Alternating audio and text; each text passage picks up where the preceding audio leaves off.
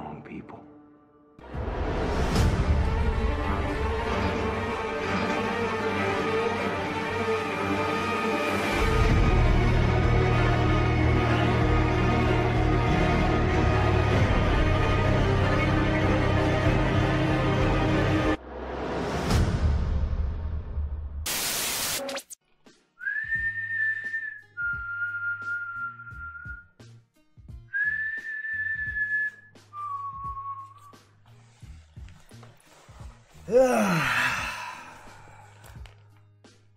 Hi, I'm Negan.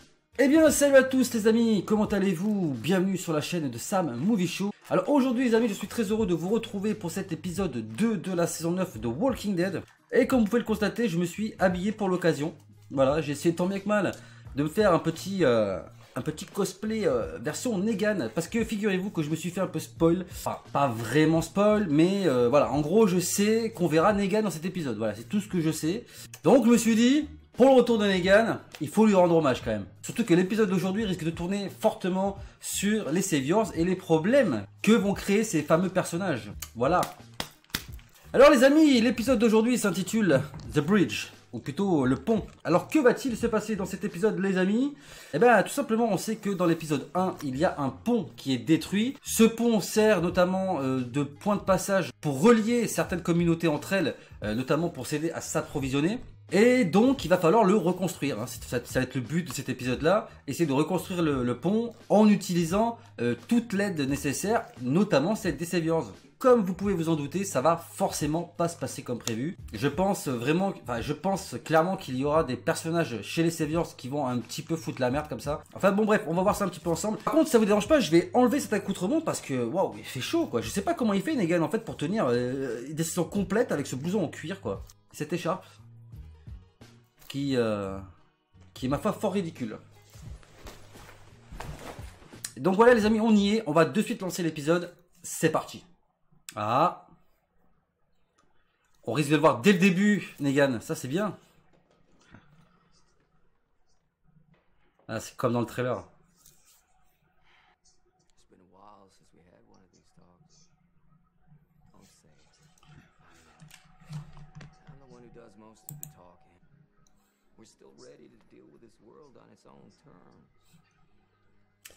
En même temps, ils vont bien ensemble les deux là.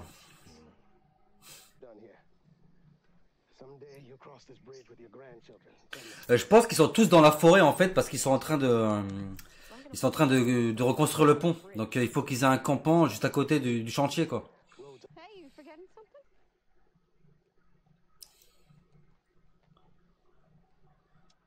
Ah, c'est mignon.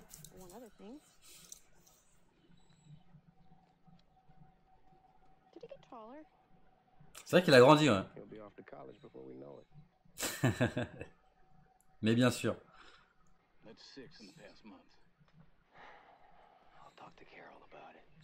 Alors ça veut dire qu'il y a des Saviors qui se barrent de leur côté. Ça c'est pas bon ça. Pas bon signe. En fait il y a des livraisons qui doivent être faites, mais qui arrivent jamais en fait. Il doit y avoir un lien entre ça et le fait qu'il y ait des Saviors qui désertent en fait.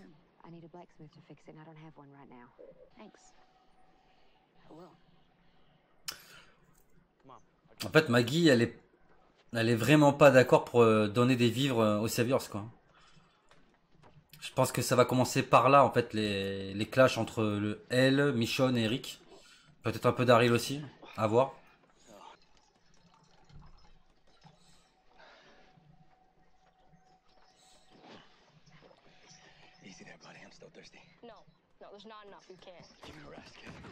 What? Ah, ça va commencer comme ça en fait. Le mec il veut tout prendre. Bravo petit. C'est comme ça qu'il faut leur parler.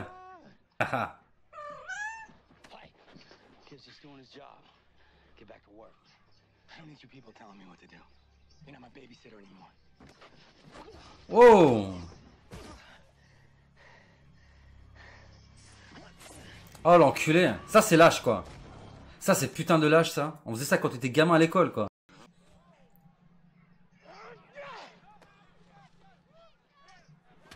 Vas-y Daryl, défonce-le. Wow.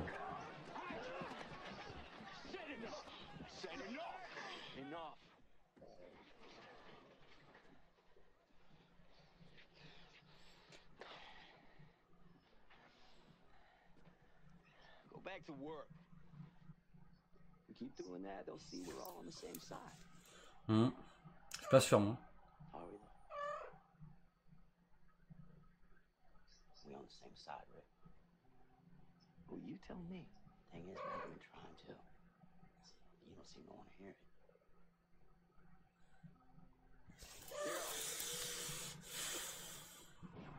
Je sais pas comment tout ça va finir, mais c'est tendu quand même. Hein.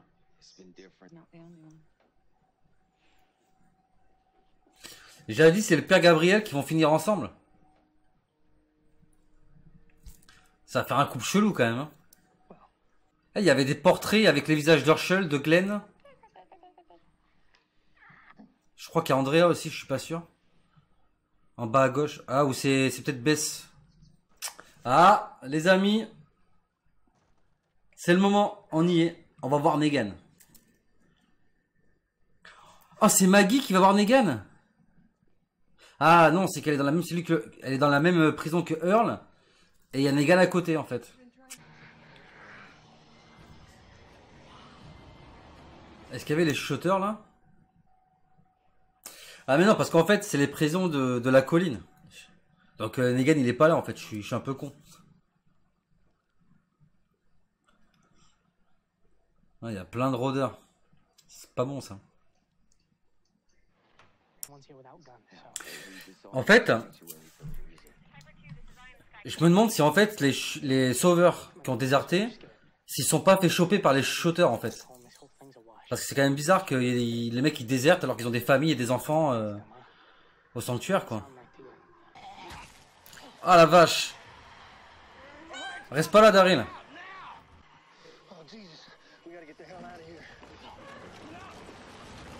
Quel connard. Oh la vache.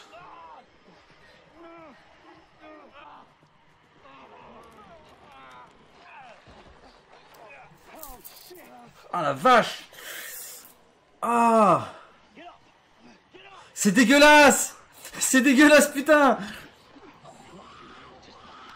Ah le pauvre.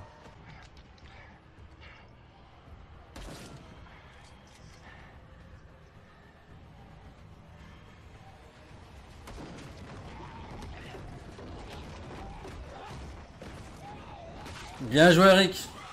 Oh, oh, oh.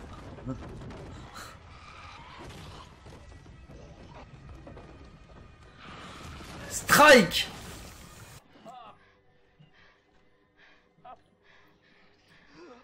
Ah, il faut l'amputer. Faut l'amputer.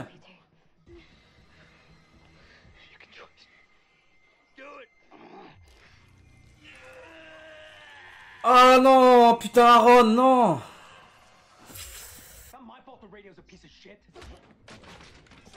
Waouh, waouh.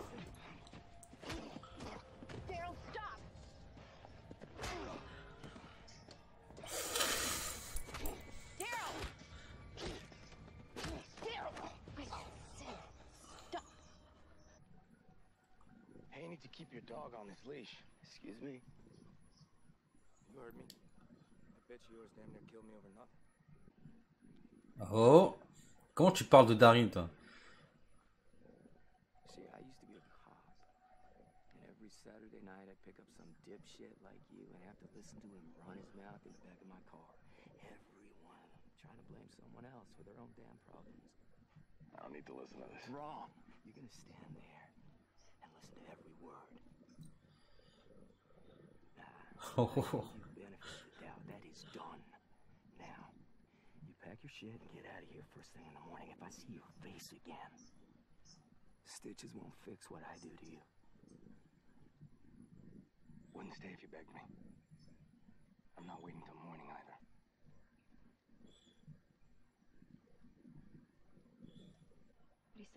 Je trouve que c'est une bonne chose hein, d'avoir fait Denis un docteur par alternance, quoi, on va dire ça comme ça. Par apprentissage. C'est le terme exact. En tout cas, il lui a sauvé la vie.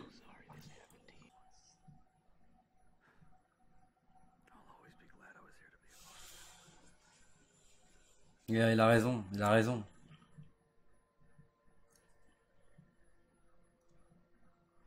A new beginning. Ah, je vous l'ai dit, hein. Mais ça fait quand même un couple très bizarre. Hein. Je voyais pas Jadis finir avec le père Gabriel, quoi. It's human nature to come together. That's just what we do.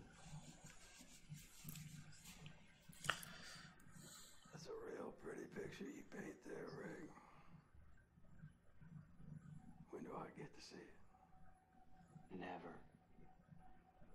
You can die behind these bars. You know that. Well then.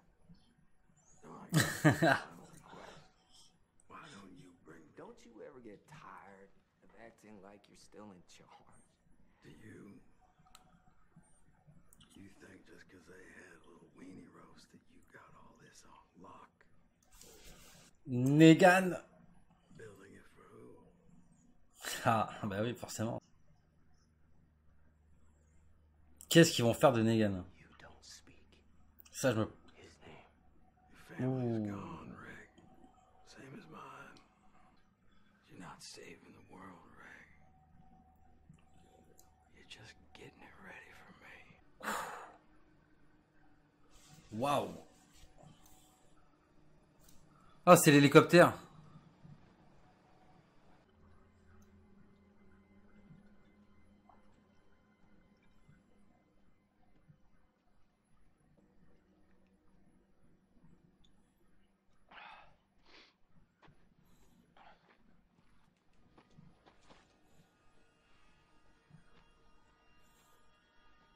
Christ, you damn near got yourself killed. What the hell are you... Il s'est passé quoi, là? Ah, d'accord, ça coupe comme ça, le truc. Ok. Bon, et ben voilà les amis, fin de cet épisode 2. Un épisode où il s'est pas passé grand chose, tout en se passant quand même des choses. Alors je sais que ça fait un petit peu bizarre de dire ça comme ça, mais en définitive, c'est vrai que c'est un épisode où il y a eu beaucoup de longueur, beaucoup de parlotte, beaucoup de blabla quoi. Beaucoup de longs discours qui à mon avis auraient pu être réduits pour laisser un peu plus place à l'action, tout simplement. Alors comme je vous l'ai dit en début de vidéo, les choses sont un petit peu déroulées comme je l'avais prévu. À savoir que, ben voilà, on était sur la construction d'un pont et que malheureusement les Saviors sont pas tous encore bien rangés de manière définitive du côté de la communauté de Rick. Alors on a vu beaucoup de tensions, notamment avec ce nouveau personnage dont j'ai complètement oublié son nom, d'ailleurs ne m'en voulez pas, qui va commencer à s'engrainer avec Henry, donc forcément Daryl va prendre sa défense.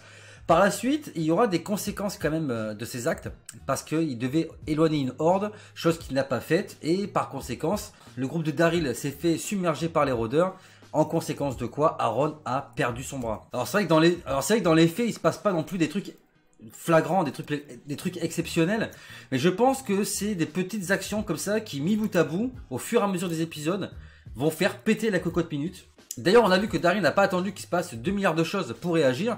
Il a directement foncé dans le tas. Suite à quoi, d'ailleurs, le Saviors ira se plaindre à Rick, qui finira tout simplement par l'exclure de sa communauté. D'ailleurs, on finit l'épisode avec ce personnage, où on le voit en train de partir, tout simplement. Et là, il se fait attaquer, mais on ne sait pas par qui. Alors, ce qui est assez curieux et étrange, c'est que, en fait, la personne qui a l'air de l'attaquer, bah, il a l'air de la connaître en fait. Alors il y a deux choses. Soit c'est un des membres des Saviors, donc ce qui pourrait expliquer qu'il le connaît, soit c'est un membre du groupe de Rick, peut-être Daryl ou Carol, qui a tout simplement décidé de l'attendre sur la route pour pouvoir l'éliminer et quelque part se venger de ce qui s'était passé avec Aaron quoi.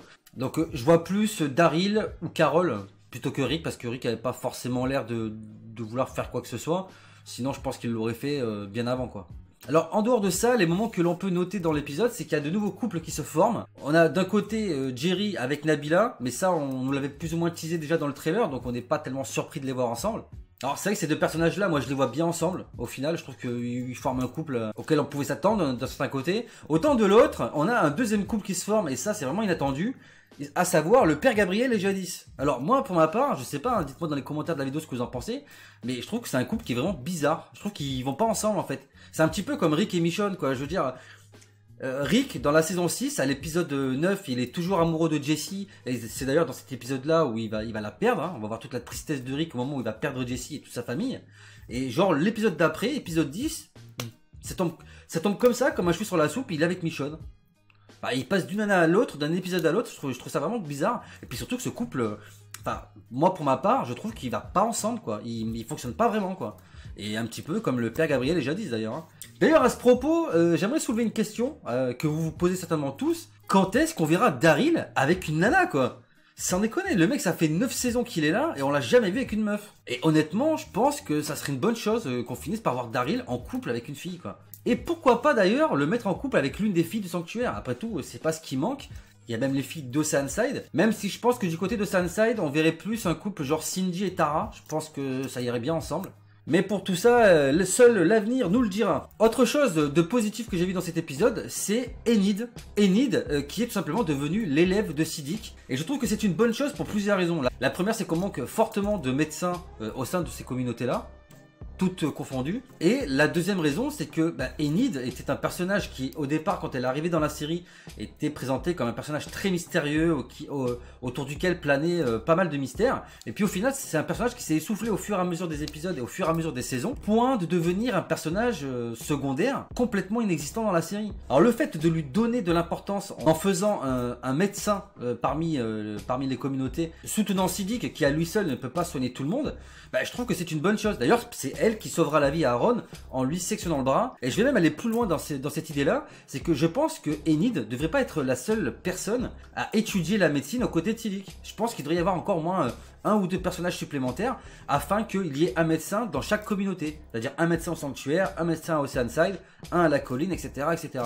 Je pense qu'il y a plusieurs personnages qui servent pas vraiment à grand chose et à qui on pourrait donner une importance en les désignant comme médecin. Par exemple, Eugène, qui pourrait très bien devenir le médecin de Sunside. Alors je vais la faire courte sur plusieurs choses que l'on voit vite fait dans l'épisode, mais qui pour l'instant, à mon sens, n'ont pas vraiment d'importance. La première, c'est ces peintures que l'on voit à la colline, notamment dans le bureau de Maggie, où on voit qu'il y a plusieurs tableaux dessinés. Alors, il y a des personnes que j'ai pas réussi à reconnaître. Je pense, sans me tromper, qu'il y a au moins Herschel, Glenn et Bess. Et après, il y en a d'autres que je n'ai pas réussi à reconnaître. Donc, si vous les avez reconnus sur les tableaux, faites-moi en part, s'il vous plaît, dans les commentaires de la vidéo, parce que j'aimerais vraiment savoir qui d'autre est dessiné sur ces tableaux. Alors, autre chose, on a Jadis qui fait le guet à la fin et qui aperçoit une espèce de lueur, enfin, qui entend un bruit au loin. Il reconnaît très distinctement que c'est ce fameux hélicoptère que l'on voit beaucoup depuis quelques saisons. Hélicoptère qui, je pense, sans me tromper, appartient probablement à la communauté du Commonwealth. Alors, autre chose qui m'a fait un petit peu tiquer, c'est que on voit beaucoup les rôdeurs.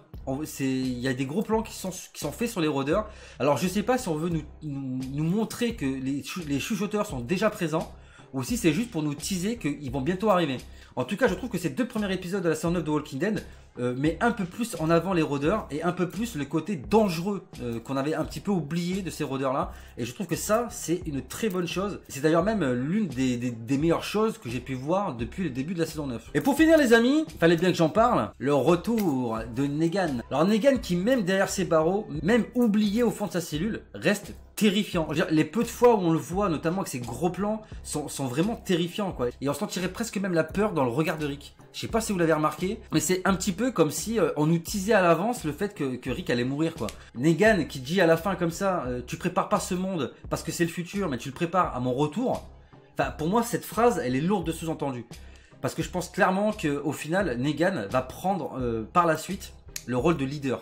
Alors comment, je ne sais pas, mais au final, si Maggie meurt et que Rick meurt, qui va s'opposer au fait que Negan soit là? Surtout si en plus Negan par la suite devient un allié de poids et sauve la mise à tout le monde en les aidant à se débarrasser des shooters. Enfin bon, là je m'avance un petit peu loin dans les théories, mais comme de toute façon on ne peut à mon avis pas se séparer dans la même saison de Maggie, Rick et Negan, sans compter que les shooters vont également faire un carnage au sein des communautés, donc ce ne sont pas les seuls personnages qu'il faut vous attendre à voir mourir. Attendez-vous vraiment à ce qu'il y ait plusieurs morts dans cette saison 9. Il faut bien qu'à la fin, il y ait un leader. Et honnêtement, et je pense que je ne suis pas le seul à dire ça, mais pour moi, Daryl ne peut pas être leader. Il n'a pas l'âme du leader, quoi. Daryl, c'est le mec solitaire, tu vois. Daryl, c'est le mec qui, jusqu'à aujourd'hui, on l'a toujours vu se débrouiller tout seul. C'est le mec qui part chasser dans la forêt, qui va chercher des survivants. Enfin, c'est pas le mec qui est fait pour vivre en communauté et encore moins diriger. Et d'ailleurs, je pense que c'est clairement ce qu'on essaie de nous montrer. Que malgré toutes les théories qui ont été faites sur le gros cachet qu'a reçu Norman Reedus,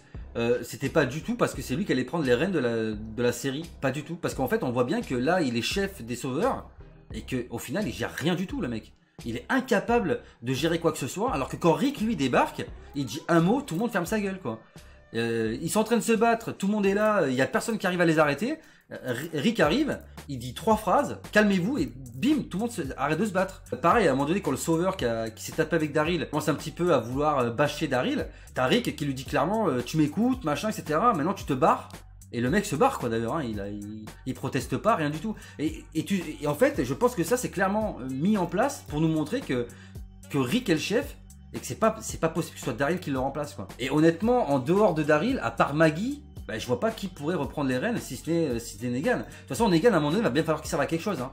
Et il va pas rester enfermé dans sa cellule pendant toute la saison 9, quoi. Enfin voilà les amis, tout ce que je pouvais vous dire. Alors il n'y a pas grand chose à dire parce qu'il s'est pas non plus passé énormément de choses dans cet épisode. En tout cas, le peu de choses qui se sont passées étaient vraiment bien réalisées, bien travaillées. On essaie de mettre en place petit à petit les pièces du puzzle qui vont nous amener jusqu'à la disparition de notre héros préféré. J'ai vraiment hâte que les épisodes se déroulent pour arriver à ce moment-là et voir un petit peu comment ça va se passer. J'ai vraiment hâte également de voir comment les conflits internes vont se gérer, que l'arrivée des shooters ne devrait pas trop tarder. En tout cas voilà les amis, tout ce que je peux vous dire pour cet épisode. J'espère que cette vidéo vous aura plu. Si c'est le cas, n'hésitez pas à vous abonner à la chaîne si ce n'est pas déjà fait. Partagez, likez les vidéos. Parlez un maximum de la chaîne autour de vous les amis pour m'aider à la faire connaître et qu'on puisse atteindre la barre des 1000 abonnés. Ça me ferait vraiment un kiff énorme. Je vous rappelle que vous pouvez me suivre sur les différents réseaux sociaux, Facebook, Snapchat, etc. Tout sera bien entendu comme d'habitude disponible dans la description de la vidéo. N'hésitez pas à aller jeter un coup d'œil. Et je vous rappelle également de ne pas oublier d'activer la cloche des notifications pour ne rater aucune prochaine sortie vidéo sur la chaîne. Donc voilà les amis, il ne me reste plus qu'à vous laisser. Je vous dis à très bientôt pour de prochaines vidéos. D'ici là, portez-vous bien, prenez soin de vous et des autres. À la prochaine. Big up.